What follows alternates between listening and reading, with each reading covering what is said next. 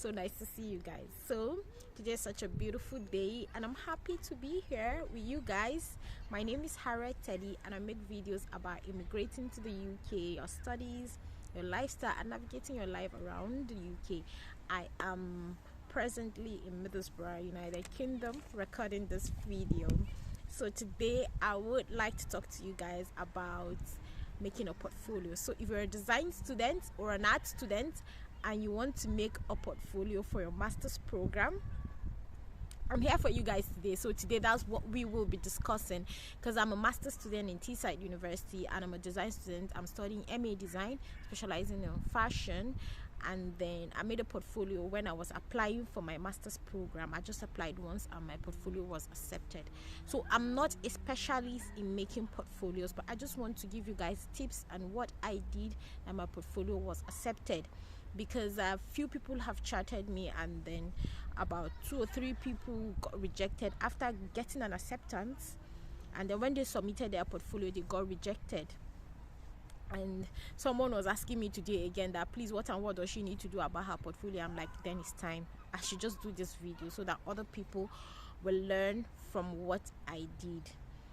Okay, so please, there's something I need to put out there, because I know that most people think that if they are coming for MA design fashion, they will come and be maybe learning, they will be sewing or making dresses or learning soft designs and all that. No, that's not it. So I want to put it out there that if you're coming for masters in the UK are research-based masters. So you're not going to be making any clothes. Nobody's going to teach you how to make any design. You're not going to sit on any machine, except if you want to sit on the machine yourself. So it's self-taught, because you're mastering. So they believe you've already learned everything from your undergraduate.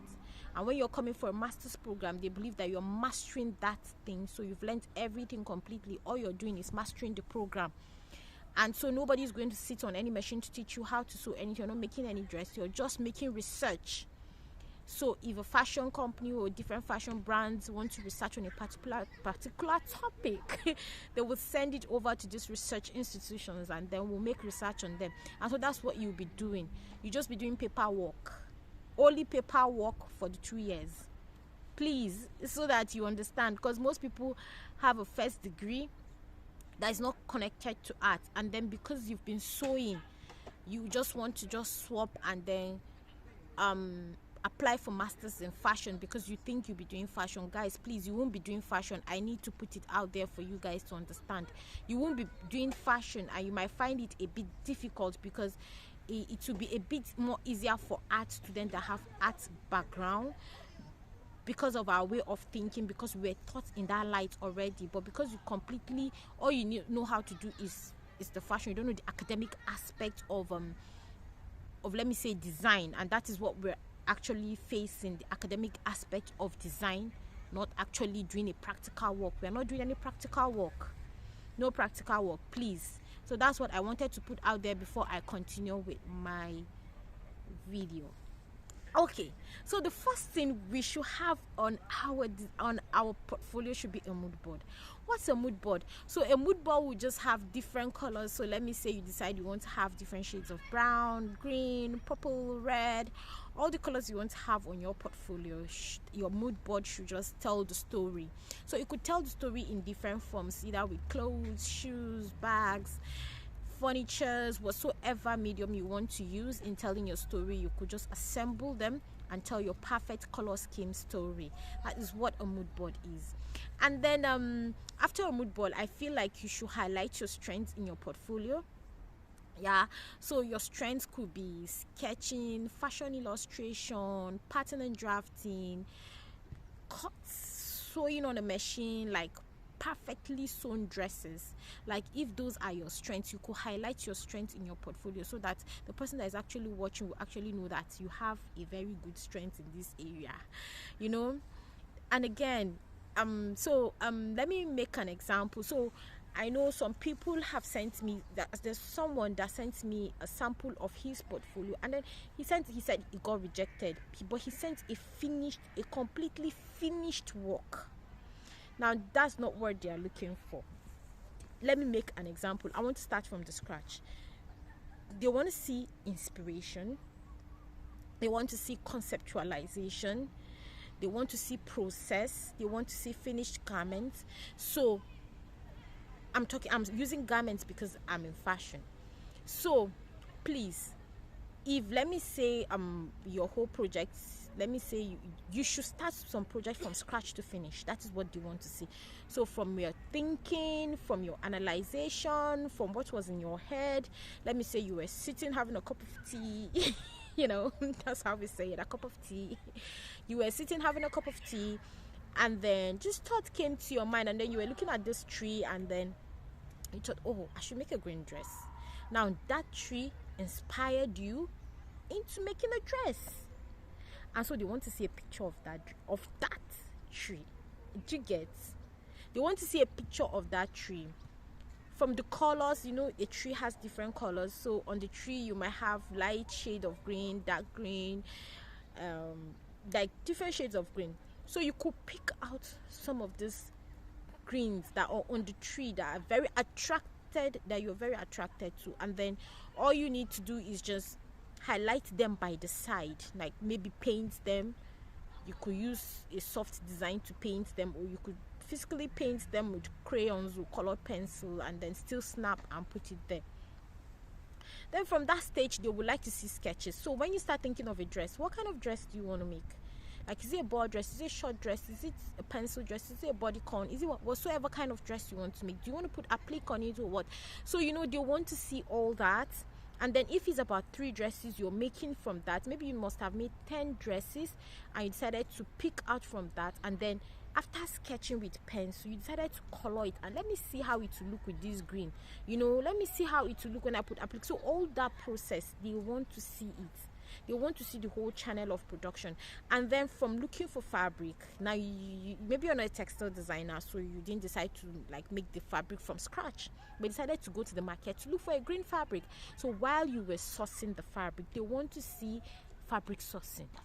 And so you have snapshots of all the fabrics you were sourcing. You want to see all that. Let your story be coordinating, let your story be moving together, so that your portfolio will be cohesive. Do you get? So after that, when you start pattern and drafting, you know, you need to make your pattern and drafting. They want to see the proper construction, the proper pattern and drafting. They want to see it. And then after making the pattern and drafting, then that is the construction of.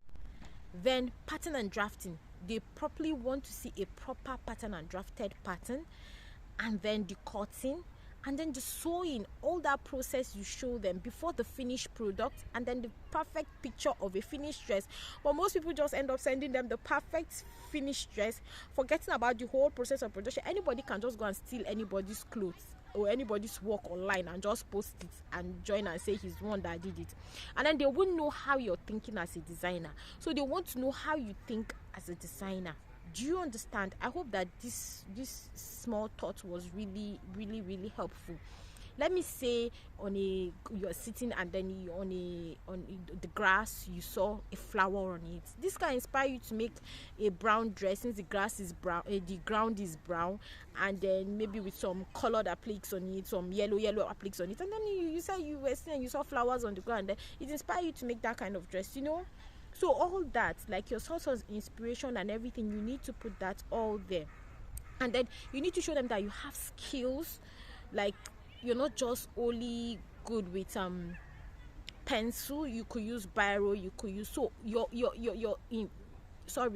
portfolio should have all these things in it. Like it should have pencil, mosaic, like you could just cut out pattern of a dress and glue it together. You could cut out patterns from magazines, is allowed. You could cut out patterns from magazines, glue them together, and then all these are inspirations. So you draw inspirations from magazines, maybe from sketching the dress, the pattern, like the kind of style you want to make, you got inspired by those magazines. You could cut them out and make a mood board from them. You know, all these things. Don't just sit down, draft a 1 week, just give yourself 1 week and work on your portfolio, so that you can have a very strong portfolio to submit. So you could do all that and then tell a story. If there's something you were thinking when you were making it, write it down. You could scribble it with your biro, or you could still write it on your system if you're using a digital portfolio. Then you write it up on your system, and then so that whoever is going through your portfolio will be able to understand what you're saying, what story you're telling, which channel or what area you're going to. So sorry, something is itching me and I need to scratch it. Forget me. Then you should have a fabric board. Like, if you're a textile designer, you're a fashion designer, how can you be a fashion designer, textile designer without a fabric board? Please let them see fabrics, let them see colors, let them see patterns, let them see. If you're that African person, let them see. Like, you see with fabrics, like, you could say source of inspiration. Let's see me giving you guys tips. You could say source of inspiration for fabrics. You could use fabrics that have 3D constructions. Like, if it's 3D construction, you could use buildings. You can say this building inspired you to pick this kind of fabrics because they have 3D shapes. Stuffs like that will let them know that you're a smart person. You are thinking well. You do not just drop like that. Let's move to the next one. Research. All these ones I'm talking about is research. So I know this school is research based. Please. So all these things I've been talking about, they are all under your research. I should be a lecturer anyway. So then flat drawings, maybe your flat drawings, you could use 3D. If you're good with 3D, or then you're good with computer designs, you could use computer designs to make your like SketchUp. You could use stuff like SketchUp to make your flat designs. But if you're not good with them, you could use your construction sets, your pencil, your ruler, and then make all your constructions for the flat drawings.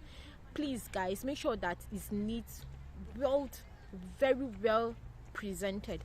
Your most strongest work should be at the top, and then the one that is next to it should be at the bottom. Then the ones that you feel are not very strong enough, you could put them in the middle. Please, guys, if you're still watching this video and you've not subscribed to my channel, please, guys, subscribe. Give me a thumbs up so that anyone watching my video will see on YouTube. Please, people on YouTube will see my videos. So the more thumbs up I have, the more views I'm going to get. Please, guys, help me, give me a thumbs up. Color scheme, patterns, mood board, research, like all these things are part of your portfolio. So finally, I would like, and please make sure that your portfolio has different artifacts. It could be wool, it could be silk, it could be fabric, it could be cotton, it could be, just make it very interesting. Make it really interesting and give it that. If you're African, me, I believe since I was in school, I've been taught African. So give it that African touch. If you are the African person and you like African designs, you give it African touch. But if you don't really, you prefer Western designs, then you use the Western designs. Just be you. Like your portfolio is you. Like, it's not you physical, is you physical in your work. So when people see, they should be able to tell a lot about you. Are you a serious person? Are you a hardworking person? Are you a neat person? Are you dedicated? Are you calculative? Are you creative? Your portfolio should say a lot about you. Please, guys, don't just do a shabby work and send. You will get rejected. Please. Then this brings me to the end of my video. I hope that this video has been very informative and very educative to anyone out there that's trying to make a portfolio. And then see you guys in my next video. Bye. So for the extras, here are some few slides from my portfolio. It's not all of them, just few of them, so you guys can see what I did.